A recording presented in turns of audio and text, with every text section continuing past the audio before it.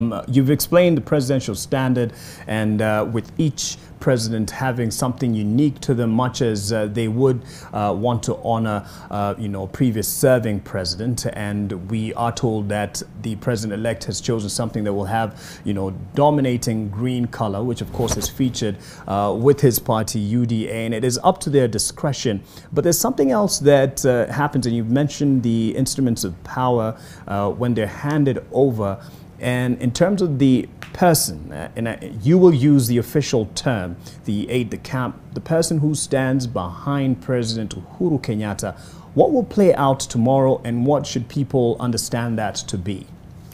So within 7 or 8 seconds, something spectacular will happen very fast and very meticulously.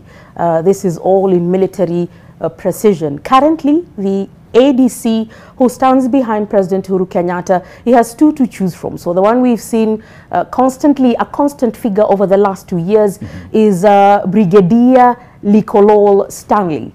The gentleman who stands in white, he is a Navy officer, and up until last few months ago, he was a full colonel. He came into office as a lieutenant colonel and served President Uhuru Kenyatta up until when he leaves office. So he will be the gentleman who will be standing behind President Uhuru Kenyatta. He sits at the back of the vehicle when Uhuru Kenyatta is traveling. When the vehicle stops, he disembarks fast and opens the door for the president. And he will walk behind him up until the moment he goes onto the presidential dais. This is where the parade commander will come before him. And this time we know it's a lieutenant colonel from the Kenya Army who will come, and he will do the sword this way. And he will request the commander-in-chief, do you give us the opportunity of inspecting this last guard of honor? And President Uhuru Kenyatta will say yes. So in front will be the parade commander, then President Uhuru Kenyatta, and then the Chief of Defense Forces, and behind him will be Lekolol, as he has always done.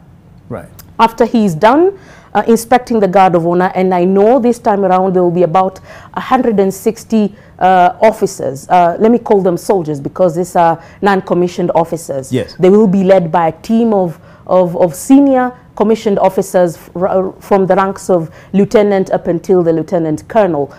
Once he gets back to the dais and the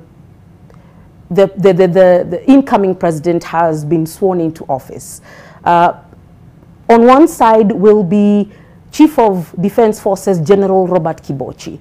Once he has handed over that sword from himself to Uhuru Kenyatta, and Uhuru Kenyatta hands it over to William Ruto, in 7 or 8 seconds, the brigadier is supposed to move very fast, almost rushing, right, and go and stand behind William Ruto.